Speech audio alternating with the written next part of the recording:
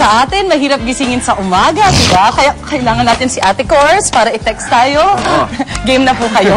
Lalo na ngayon malamig ang panahon at syempre masarap matulog. That's right. Buti na lang ako katabi ko si Ate Cors habang matulog. Swerte mo! Swerte ko talaga.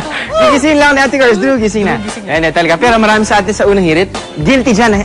Hirap gisingin. Diba? Wala nang effect ang simpleng alarm clock. Diba? Sa aga pa naman kasi yung gising natin tuwing umaga. Pero dito, ipapakita natin po ang high-tech na pampagising. Ayan, yan po yung tabla na kaya ang mga mantikang matulog. Manika, hindi na nagigising talaga. Mga manika. Mga manika na hindi na.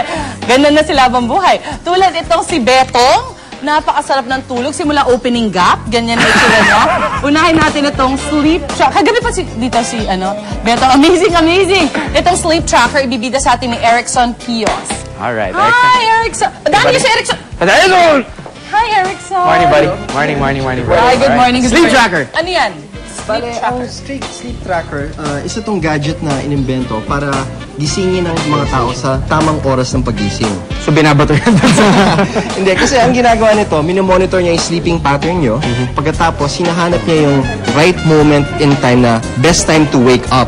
When is the best time to wake up? Di ba may different parang moods? May mga 5 stages actually ng sleep ang isang tao. Okay. So, hinahanap nito yung light sleep mode mo para hindi masama ang gising mo. Kasi di ba minsan may feeling ka na pag ginising ka ng maling oras, medyo mabigat ang feeling mo.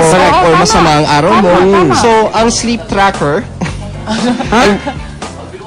Ayun, magbiro ka daw sa lasing, wag lang sa bagong gising. Totoo yun. Oo nga eh. Waking up on the wrong side of the bed. So, ang sleep tracker, ginigising ka niya sa umaga pagka na-monitor na niya yung tamang oras. So, bale, you wake up talagang fresh, saka ready to face the day. Mukhang hindi na ako talaga makapasok sa unang gising. Baka alas 7:30 na akong gising. Itong watch may kasamang tagagising talaga. Hindi, may high-tech sensor siya na nakakabit sa skin mo. Siya mismo. Pero ano yung ibig sabihin ng proper amount of sleep? Like if I slept at 11 p.m., gigisingin ba niya ako at some point 8 hours later? Actually, ang recommended sleep natin ng mga physicians is 8 hours a day. Pero syempre, malabo naman yan. Kahit ako, hindi ako nakakatulog ng 8 hours a day. So ito, meron siyang tinatawag na tatlong setting. Yung una is, anong oras mo gusto matulog? Anong oras mo gusto gumising? At yung pangatlo is, anong oras mo gustong gisingin ka ng tamang oras? So nag-alarm siya, kunyari pag sabihin natin gusto ko matulog ng 9 p.m. Tutulog siya, tututut! Uy, tulog ka na, parang gano'n. Meron tayong tinatawag na alarm window. Okay. So yung alarm window, hahanapin niya yung sleeping pattern mo, tapos hahanapin niya yung tamang minuto kung kailan ka dapat gisingin.